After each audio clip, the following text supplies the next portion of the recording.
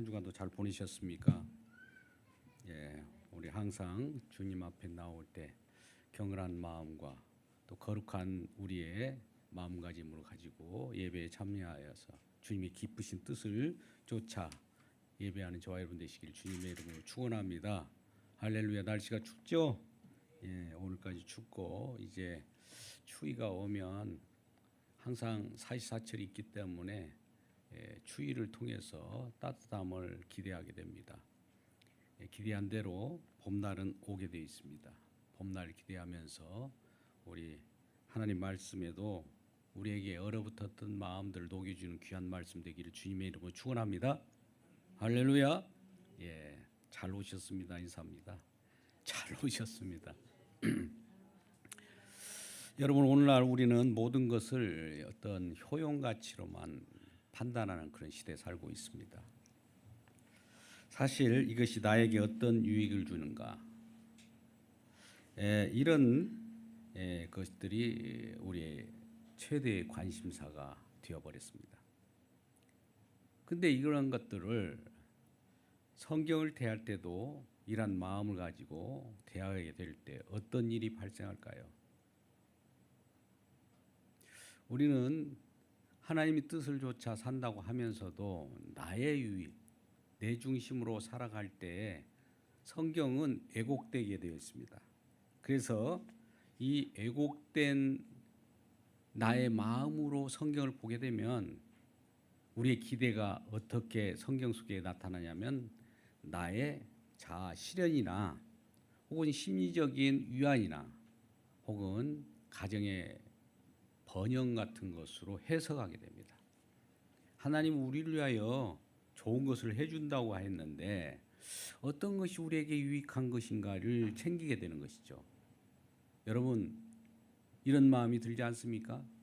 근데 오늘 본문의 말씀 보면 이런 세대에 우리가 살고 있습니다. 너는 이것을 알라. 말세에 고통하는 때가 이르러. 지금이 말세입니다. 예수님께서 오고 가셨기 때문에 말세라고 그래요. 예수님 오신 뒤로는 말세입니다만 이 때가 고통하는 때라는 거예요. 왜 고통하는 때나 세상 사람들이 이와 같이 살아가는 거예요. 3장 2절입니다. 사람들이 자기를 사랑하며 돈을 사랑하며 자랑하며 교만하며 비방하며 부모를 거역하며 감사하지 아니하며 거룩하지 아니하며 무정하며 원통함을 풀지 아니하며 모함하며 절제하지 못하여 사나우며 선한 길을 좋아하지 아니하며 배신하며 조급하며 자만하며 쾌락을 사랑하기를 하나님 사랑하는 것보다도 더하며 경건의 모양은 있으나 경건의 능력을 부인하는 자니. 이 같은 이에서 떠나라 이렇게 말합니다. 분명 디모데에게 권고하는 말씀 속에는 이와 같은 자에게서 네가 돌아서라 이런 권면의 말씀을 함과 동시에 오늘 본문은 시작되고 있습니다. 우리가 성경을 배우는 목적과 또 성경을 통해서 거룩한 하나님 말씀을 대할 때 우리들은 어떻게 대해야 되는가? 그 목적이 있지 않습니까? 그 목적을 바라보면 이것이 내 중심으로 바라보는 것이 아니라 하나님 중심으로 바라볼 때는 사뭇 다르게 말씀이 이해됩니다. 방금 같이 우리 중심으로 성경을 이해하게 되면 그와 같이 돈을 사랑하며 자긍하며 교만하며 부모를 거역하며 배반하며 원통하며 이와 같은 나열된 그런 것들로 해석하지만 서로 경쟁 관계 속에서 있기 때문에 그렇습니다. 그러나 이러한 목적들이 주님을 향한 목적으로 바뀔 때는 어떻게 바뀔까요? 주님을 위한 내 자신을 부인하게 되고 내 자아가 부정되게 되고 주님께서 예비하신 거대하고 광활한 그리고 우리를 사랑하는 그 길, 예비하신 그 길로 우리를 들여놓게 되는 그러한 주님의 사랑을 기억하게 됩니다. 과연 우리는 하나님의 말씀을 어떤 목적으로 듣고 계십니까? 혹시 어떤 우리들에게 마법의 어떤 주문을 주는 그런 말씀으로 듣고 계십니까? 아니면 또 이와 같이 내 자아 발전과 그리하여 자기 개발 서로 이렇게 활용하고 있지 않았습니까? 그렇다면 일한 곳에서 돌아서시기를 바랍니다. 디모데에 권고하던 말씀처럼 이와 같은 데서 돌아서라 하듯이 저도 여러분에게 권고합니다. 물론 저에게도 권고하는 내용이기도 하죠. 일한 곳에서 돌아서라. 그럼 어떻게 돌아설까요? 우리는 이런 질문을 해야 되겠죠. 우리는 이 하나님 말씀을 어떻게 성경을 배우는 목적이 그럼 무엇입니까? 라는 먼저 질문을 해야 되겠죠. 여러분 성경을 배우는 목적이 무엇일까요? 우리가 많이 성경 말씀을 읽기도 하고 또 묵상도 하고 소그룹도 하고 하잖아요. 성경을 배우는 목적이 무엇일까요? 이 부분에 대해서 오늘 우리에게 잘 가르쳐주고 있습니다. 세 가지 측면에서 가르쳐주고 있습니다. 먼저 이러한 성경 본문을 우리가 바라볼 때 오늘 디모데라고 하는 이 사도의 친아들과 같이 사랑하는 디모데에게 보내는 편지 속에서 이와 같이 권고하는 것이죠. 지금 하나님의 말씀을 너는 제대로 잡고 있다면 이와 같은 거예요. 그 하나님의 말씀을 잡고 있다면 이와 같은 이 말씀 속에 거하라는 거예요. 14절 너는 배우고 확신한 일에 거하라. 배우고 확신한 일에 거하라는 것은 뭘 배웠습니까? 디모데가 뭘 배웠어요? 누구에게 배웠어요? 바울에게 배웠죠. 바울에게 뭘 배웠습니까? 복음에 대해서 배웠죠. 성경을 배웠죠. 그 배운 내용대로 나에게 배운 대로 거기에 확신을 가지고 거기에 신뢰를 가지고 거기에 믿음을 가지고 그대로 유지하라는 거예요. 왜요? 사상 사람들은 지금 성경 말씀을 배운 대로 사도 바울이 전하는 복음의 말씀처럼 배우지 않고 귀가 가리워져서 악같이 자기 배를 불리고 또는 세상 번영을 추구하고 있기 때문입니다. 근데 세상 번영과 세상이 좋아하는 그런 것을 만족시키기 위하여 사람을 유익하게 하며 효용 가치를 드높이면서 많은 사람들을 끌어모이는 그런 집단들도 있다는 거예요. 만약 그런 데서 있다면 그런 데로부터 돌아서라는 권면이기도 합니다. 오늘날 어떻습니까? 여러분들이 이곳저곳 말씀을 증언한 방송들도 많이 보고 유튜브도 볼 텐데 무엇에 기울이고 있습니까? 어떤 만모니즘처럼 사이즈를 보고 있습니까? 크기를 보고 있습니까? 많은 양을 보고 있습니까? 무엇을 보고 있습니까? 말씀의 본질입니까? 말씀을 통하여 얻어진 결과입니까?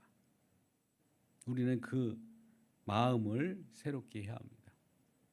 그래서 이 성경을 배우는 목적을 우리가 분명히 알고 그 배운 대로 그대로 확신한 일에 거하는 여러분 되시기를 바랍니다.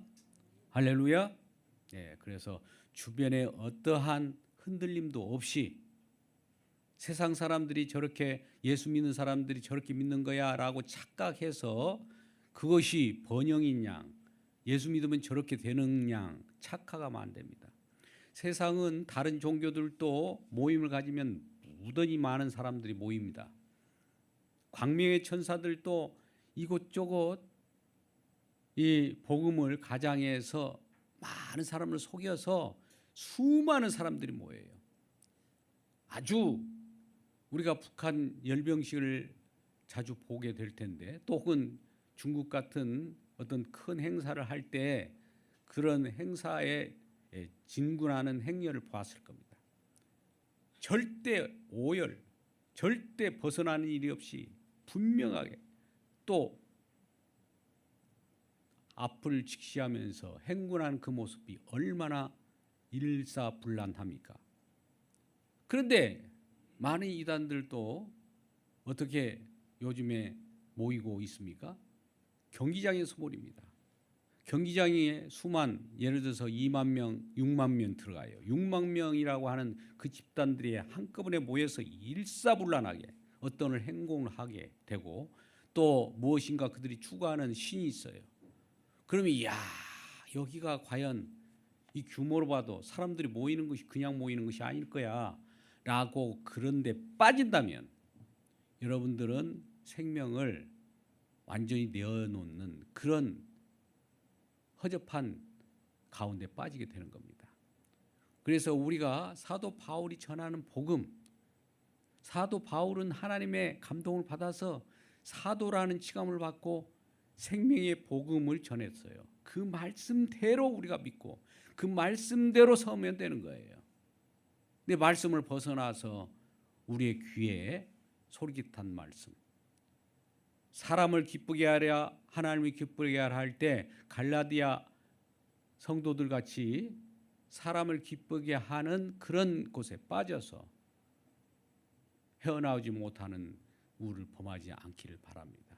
오늘 특별히 이러한 경책의 말씀도 있어요. 그래서 하나님께서 우리에게 성경을 주시는 목적, 또 먼저 성경을 배우는, 성경을 공부하는 목적이 뭘까요? 거기서 무엇을 발견해야 됩니까? 여러분, 성경에서 무엇을 발견해야 돼요?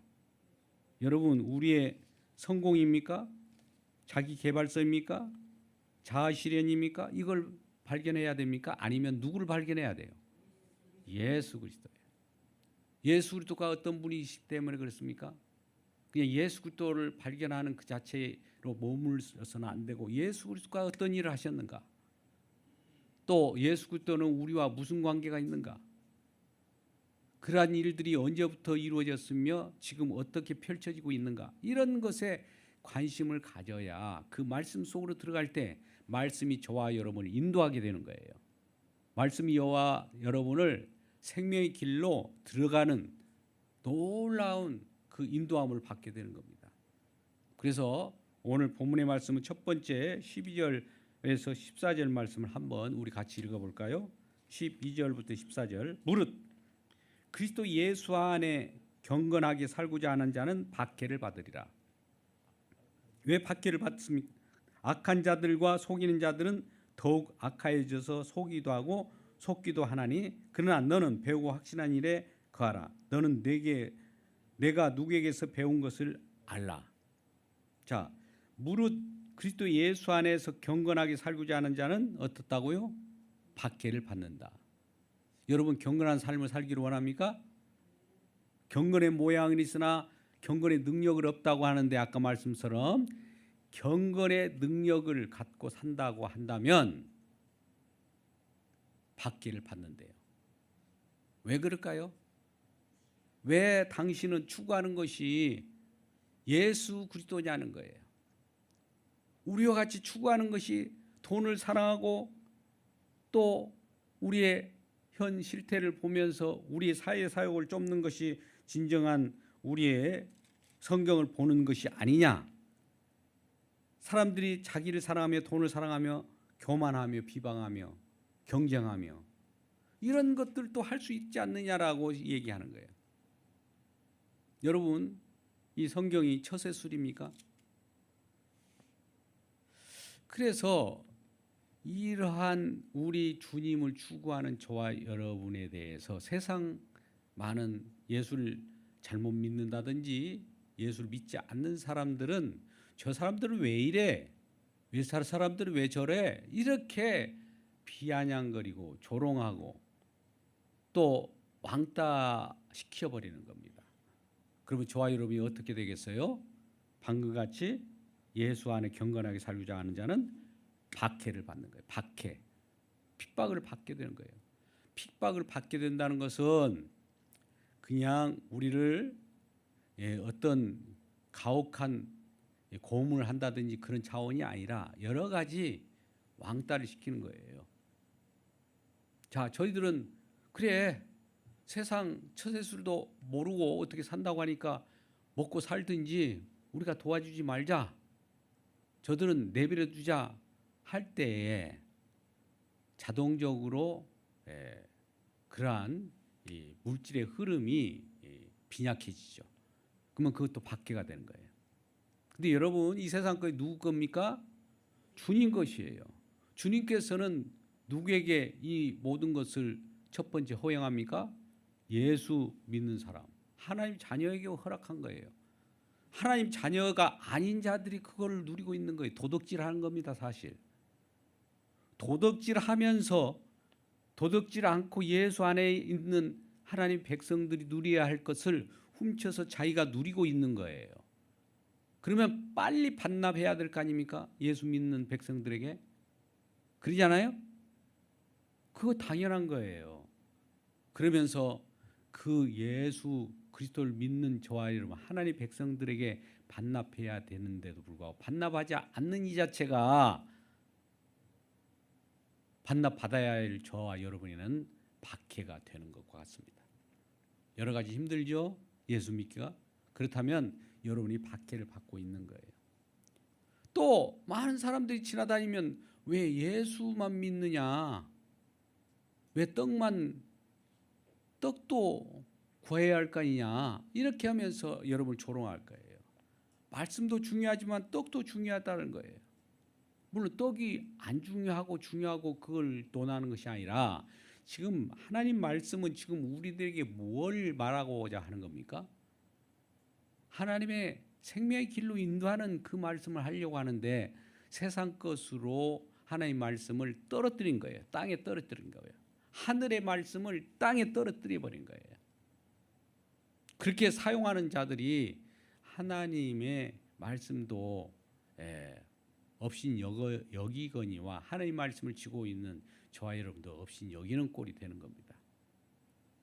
그러면 성경을 배우는 목적이 예수 그리스도라고 하는 그 초점이 있을 텐데 그 예수 그리스도를 믿는 저와 여러분에게 어떤 유익이 있는지, 성경 속에서는 우리들에게 진정한 유익이 뭔지, 세상 유익이 아니라 진정한 유익이 뭔지 한번 보겠습니다. 15절 한번 읽겠습니다.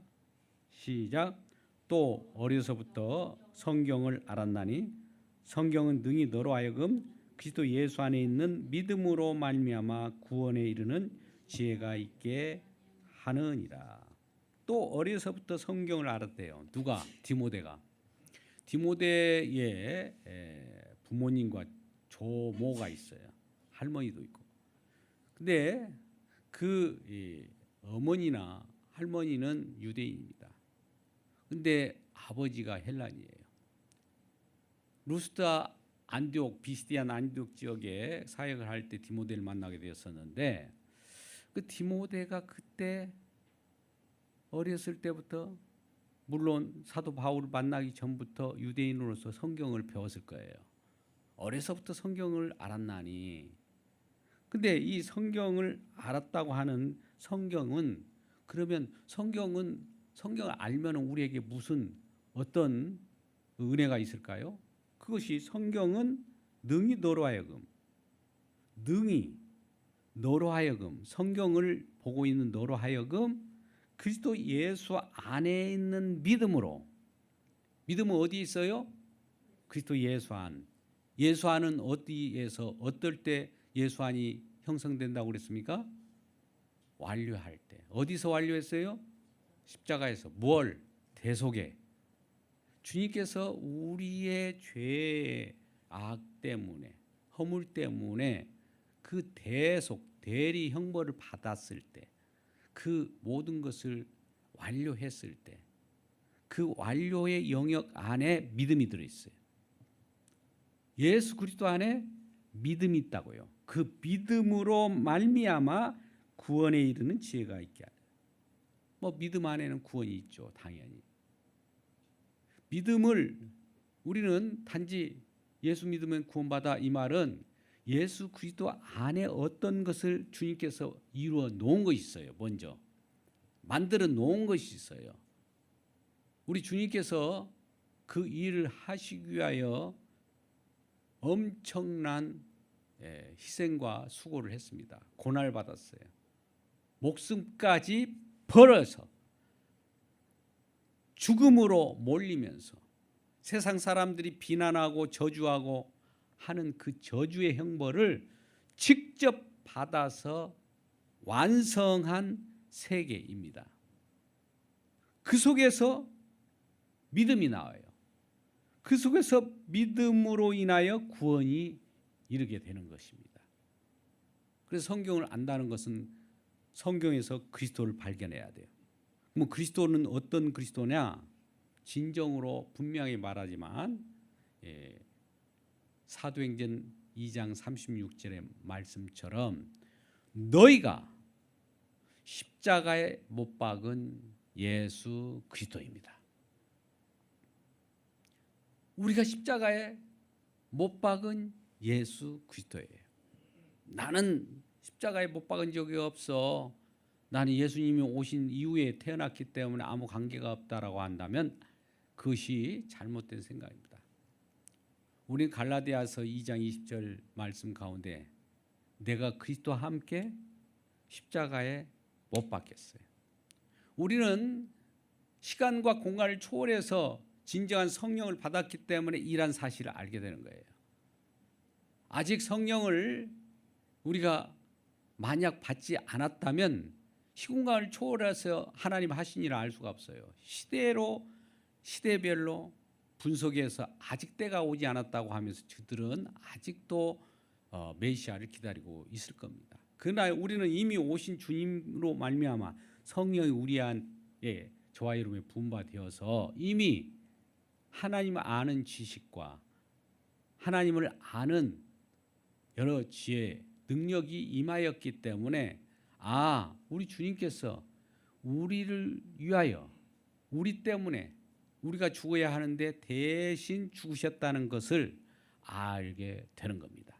그래서 우리가 십자가에 예수님을 못 박았다는 사실을 인정하는 저와 여러분 되시기를 바랍니다.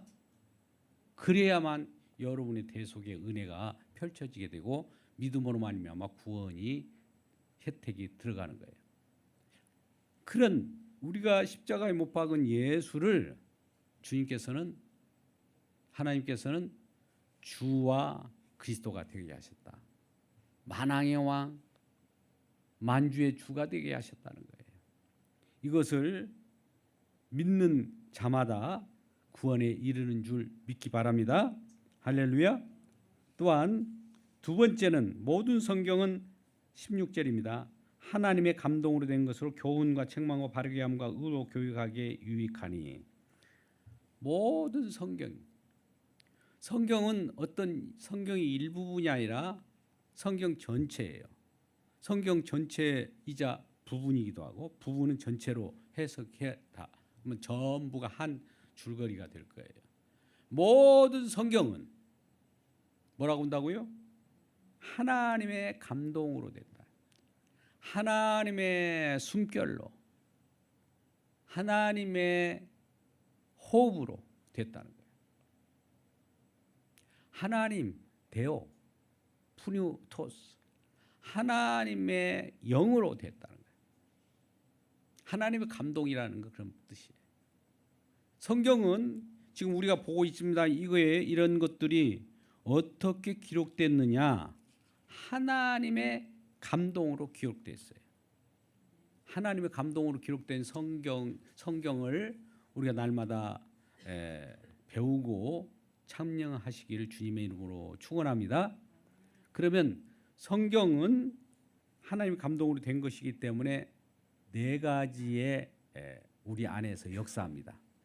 네 가지의 우리 안에서 역사하는 내용들이 첫 번째 교훈입니다. 교훈은 뭘까요? 길을 안내하는 거예요. 교훈이라는 것은 뭐 어떤 좋은 모범을 말하는 건가? 모범을 말할 수도 있겠죠. 잠언서 9장 9절 같은 경우는 지혜 있는 자가 교훈을 받으면 더욱 지혜롭게 된다고 그랬어요. 그러면 우리의 지혜가 아닌 진정한 지혜는 하나님의 지혜이지 않습니까? 하나님 지혜는 어디로부터 옵니까?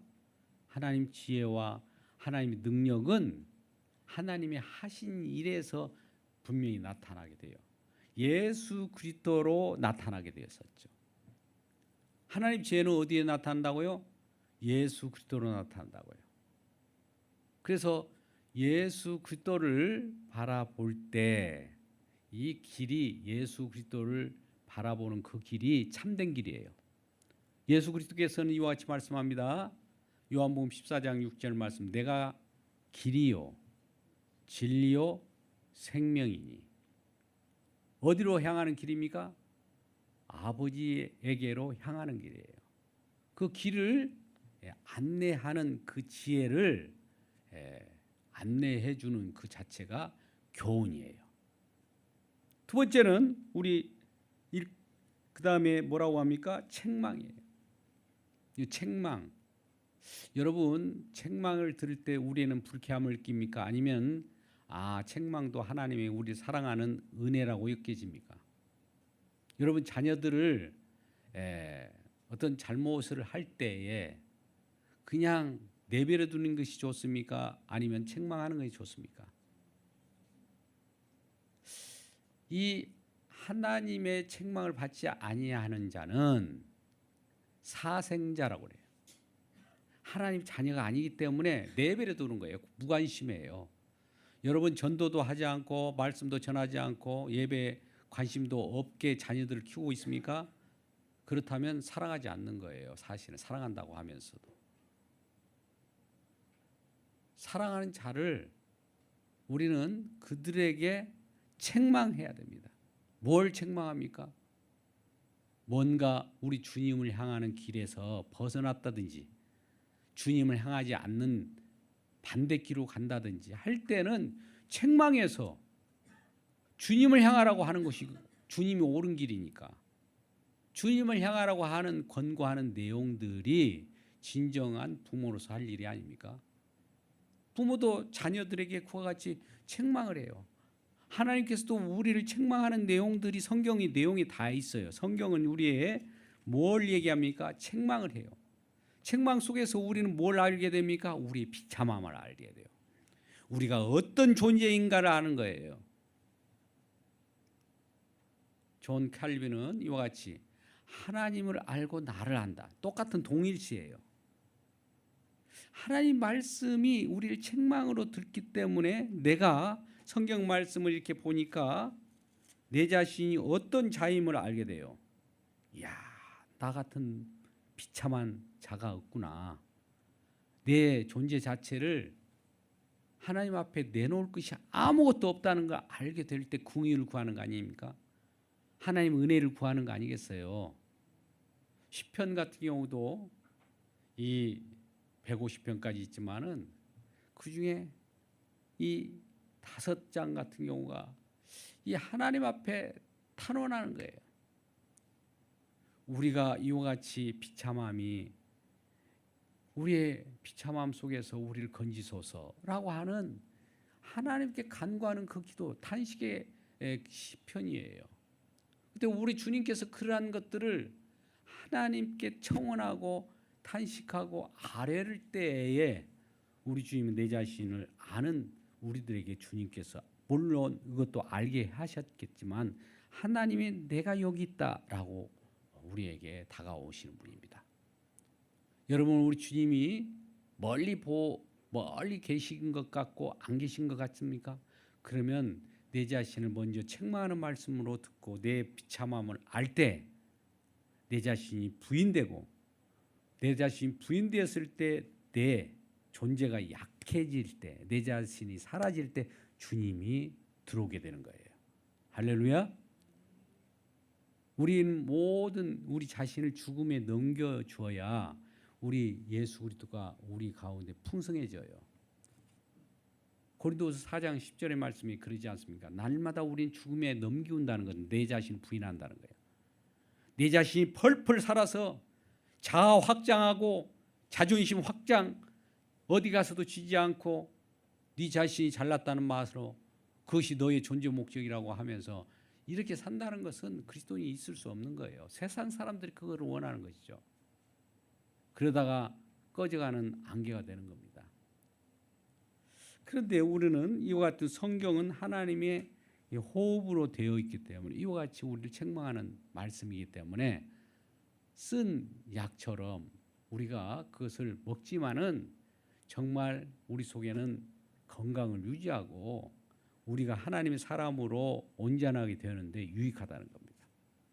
세 번째는 뭡니까? 이러한 하나님 감동으로 된 성경이 우리에게 우리 안에서 뭘 합니까? 바르게 한다는 것은 우리가 뒤틀렸을 때 교정하는 역할을 하죠. 여러분, 바르게 가고 있는데 뭐 달리는 말에도 채찍을 가라고 하면 더 다 재촉하는 그 힘차게 달릴 수도 있지만 뭔가 뒤틀려 있다는 거죠. 바르지 않을 때 뒤틀려진 그곳에서 바르게 펴주는 거예요. 왜곡된 신앙, 그릇된 신앙, 편향된 신앙, 극단적 사고방식을 가지고 있는 자들에게는 이와 같이 바른 신앙을 가질 수 있도록 바르게 하는 그런 역할을 합니다. 그래서 이 뒤틀린 것을 교정해 주는 역할을 한다는 거예요. 좋아요. 여러분, 말씀을 보면 내가 그동안에 어떤 편식을 했을지라도 편식을 하면 그곳에 올인합니다. 그것이 나의 말씀 가운데 이 말씀이 나한테 꽂혀가지고 그 말씀만 가지고 그 속에 머물게 되면, 물론 성경은 오직 성경을 봐야 됩니다. 할렐루야. 그러나 전 성경을 보셔야 돼요. 전 성경 속에서 부분을 본다 할지라도 부분을 전체 속의 맥락에서 이해해야 됩니다. 아까 우리가 본문을 12절부터 봤습니다만 12절 말씀 보기 전에 제가 도입 부분에서 3장 1절 앞뒤의 문맥을 이어서 지금 말씀을 증언하고 있어요. 그 흐름이 어떻게 되어가는가 알아야 돼요. 세상 사람들은 지금 마지막 고통한 때가 왔는데 자기의 스승을, 자기의 유익을, 자기의 자기 자신의 기쁨을 위하여 살고 있다. 이러한 사람들이 맞닥뜨린 저와 여러분, 성경을 볼 때에 그러한 편승해서 살아가는 것이 성경을 보는 것이냐? 아니라는 거죠. 그런 곳에서 되돌아서라. 진정한 내가 너에게 가르친 복음에 창념하라. 이런 말씀을 하면서 오늘 본문이 있다는 거죠. 그래서 전체 속에서 부분을 봐야 되는 거예요. 그래서 이러한 바르게 함과 의로 교육하기에 유익하다. 의로 교육하다는 것이 뭡니까?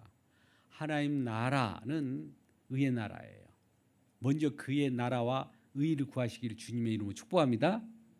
의로 교육하기에 유익하다는 것은 하나님 나라에 관한, 우리 주님께서 우리에게 펼쳐주는 놀라운 여러 예비된 축복들이 있어요. 그것을 가르쳐 주는 거예요. 그것을 우리에게 공개하는 거예요. 그것을 우리들에게, 자녀들에게, 이웃들에게 공개하는 거예요. 그런 공개할 때에 아주 그런 것들을 가르치는 데 유익하다는 말씀을 합니다. 지금 우리 하나님 말씀은 하나님 호흡과 하나님 숨결로 우리에게 기록된 말씀인데, 우리에게 주어져서 우리가 말씀 속에 들어갈 때 우리 안에 형성되는 네 가지의 지금 유익을 살펴봤습니다. 그렇다면 이와 같이 네 가지 외에도 하나님의 말씀은 궁극적으로 이와 같은 우리들의 큰 목적과 우리들에게 귀한 선물을 가져다 주는데, 그게 바로 17절입니다. 17절 같이 읽을까요? 시작.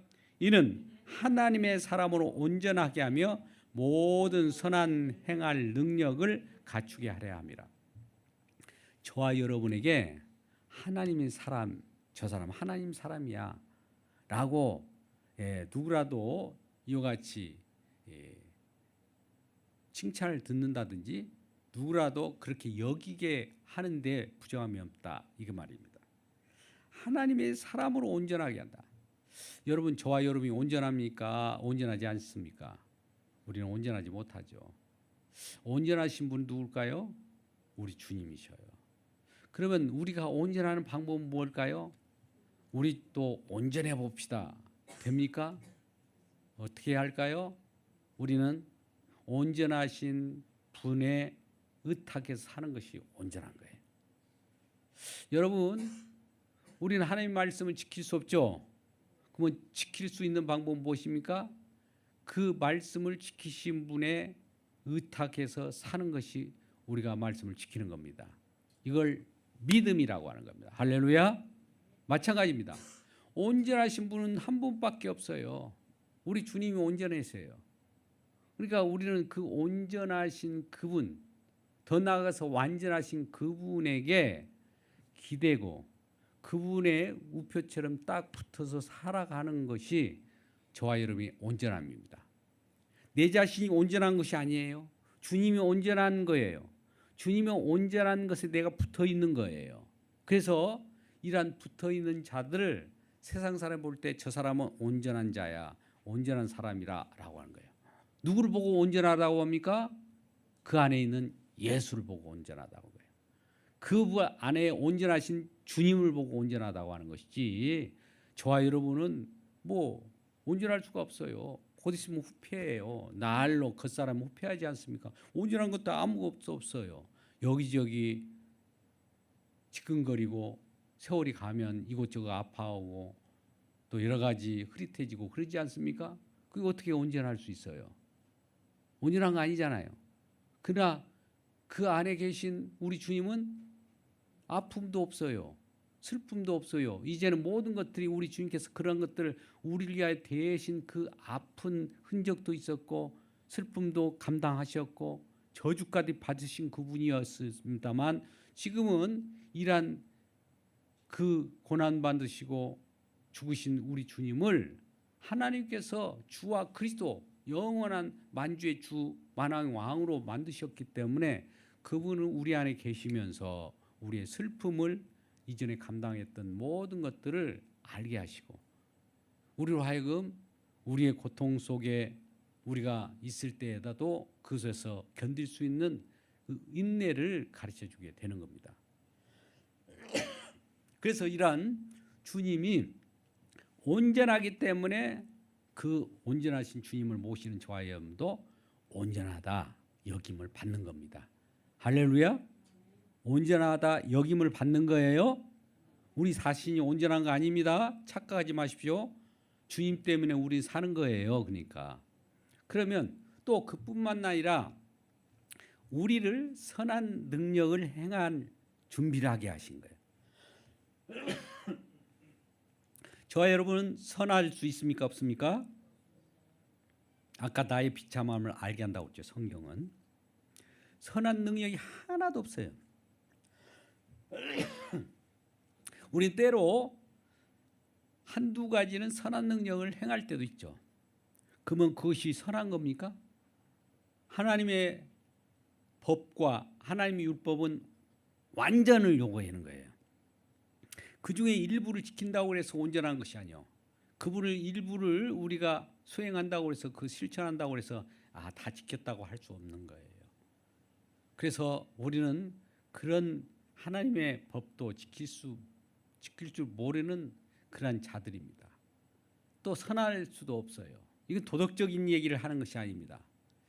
하나님의 선하신 그 내용은 우리 주님이 선하신 분이기 때문에 선하신 분이 누구냐를 우리가 다른 분은 하나님밖에 없다라고 말씀합니다. 선한 분은 하나님이셔요. 그러니까 선한 분이 하나님이시기 때문에 하나님께서 이와 같은 선하신 분의 은혜로 선하신 분의 능력으로 살아가는 것이 저와 여러분입니다. 그러면 그 능력 속에 있는 저와 여러분은 선한 능력으로 준비된 사람이 되는 거예요. 할렐루야. 우리가 에베소서 2장 10절 말씀 가운데 보면 선한 일을 위하여 우리를 예비하셨다고 그래요. 그러면 선한 일을 행할 준비를 했다면 우리 능력으로 합니까? 주님께서 공급하신 힘과 능력으로 합니까? 할렐루야. 묻습니다. 여러분은 어떤 일을 할 때 내 능력으로 나는 선한 일을 할 수 있어, 내 능력이야, 이렇게 합니까? 아니면 주님이 공급하셔야, 주님의 은혜를 부어주셔야 합니까? 주님의 은혜예요. 그러니까 선한 일을 하더라도 많은 사람들이 아이고 우리 성도님 어떻게 그런 선한 일을 하셨어요? 그러면 저와 여러분 뭐라고 답변해야 합니까? 내가 아니요. 주님의 은혜입니다. 주님이 그렇게 하셨습니다. 그러면 나는 뭡니까? 나는 도구일 뿐이죠. 나를 통하여 나를 사용하여 주님이 하셨어요 라고 하는 답변을 하는 거예요. 할렐루야. 이렇게 답변하는 저와 여러분 되시기 바랍니다.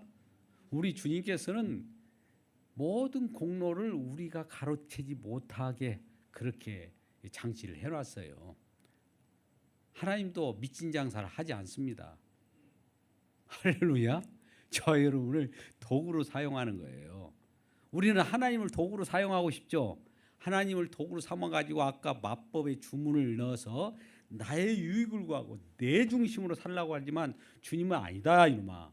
나는 너를 사용해서 내 주님 중심으로 살고 싶다 이 말씀을 하시는 거예요. 이 싸움이 지금 이 현장에서 일어나는 거예요. 여러분 누가 이길까요? 여러분 누가 이겨요? 주님께 할복하는 저 여러분 되시기 바랍니다. 주님께 부복하십시오. 모든 것은 우리가 하나님을 이길 수 없어요. 세상 권력자들은 더 나은 권력으로 세상 권력을 더 이기고 짓밟을 수 있지만 우리 주님은 이길 수 없어요. 그분이 세상을 창조하신 분이거든요. 그분이 모든 것이거든요. 그분은 우리가 어떻게 이겨요?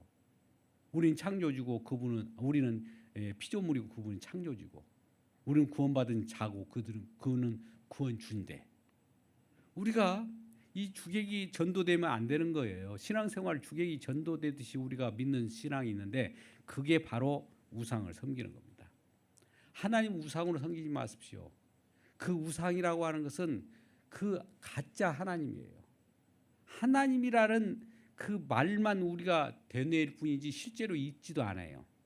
근데 실제로 우리에게 다가온 하나님은 누구냐?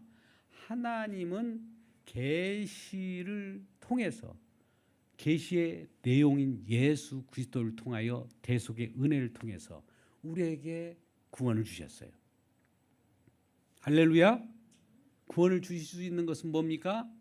그분이 우리의 죄를 대신 짊어져야 되는 거예요. 여러분 대신 짊어져야 됩니다. 여러분 구약의 여호와는 우리 짐을 대신 지었습니까? 십자가를 지셨습니까? 네. 신약의 예수 그리스도를 믿으십시오. 신약에 우리를 죄를 짊어지고 형벌을 받으신 우리 주님 그분을 믿으셔야 합니다.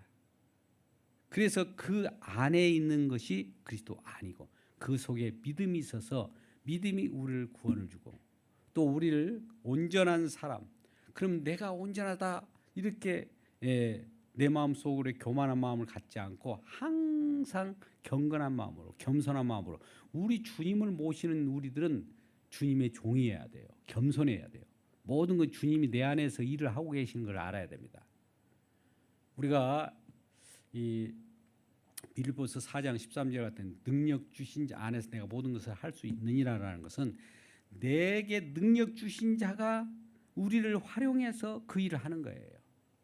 비천에 처하든지 또 혹은 부유에 처하든지 이 사회 환경에 관계없이 환경에 좌우되지 않고 양적이나 질적이나 이 세상 눈에 보이는 것에 상관없이 우리 주님과 관계가 형성되었을 때 주님이 온전하신 분이고 주님이 완전하신 분이고 주님이 우리의 생명 되시기 때문에 생명과 함께 관계 속에서 딱 붙어 살아가기 때문에 저와 여러분은 구원받은 백성이고 온전한 사람이라 이렇게 여김을 받고 또 온전한 능력을 행할 수 있는 주님께서 은사와 은혜를 베풀어 주셔서 날마다 우리로 하여금 이 일 저 일을 하게 해요. 저 하나님이 예수 그리스도 우리가 모시고 산다면 우리 주님이 오늘 또 일하고 계십니다. 여러분 나는 구원받았으면 아무 일도 안 해. 이런 거 있을 수 없어요. 그건 신앙을 잘못 접한 거예요. 구원파들이 다 그러잖아요. 주님이 무엇인가 나로 하여금 자발적으로 주님이 하게 해요. 그것이 바로 은혜인 거예요. 은혜를 쏟아붓는 거, 은혜를 이웃에게 나누는 거, 이 자체가 선한 일을 행한다고 하는 겁니다. 이러한 선한 일을 주님의 은혜로 말미암아 행하는 저와 여러분 되시기를 주님의 이름으로 축원합니다. 기도하겠습니다. 아버지 하나님 감사합니다. 오늘도 주님께서 구원하신 뜻과 또 우리를 온전하게 하신 뜻을 알았습니다. 선한 일, 예수 그리스도의 복음을 증언하는 일에 우리가 매진하기 위하여 주님께서 이미 선택하셨고 하나님의 자녀를 삼았음을 알았습니다. 이제 성경을 우리가 배우고 창념하는 일에 우리가 귀 심혈을 기울여야 하는 것을 알았사오니 의와 책망과 바르게 함과 교훈하기에 유익한 하나님의 성경의 말씀을 날마다 상고하며 묵상하며 소그룹에 나눌 수 있도록 우리를 인도하여 주옵소서. 예수님의 이름으로 기도드리옵나이다. 아멘.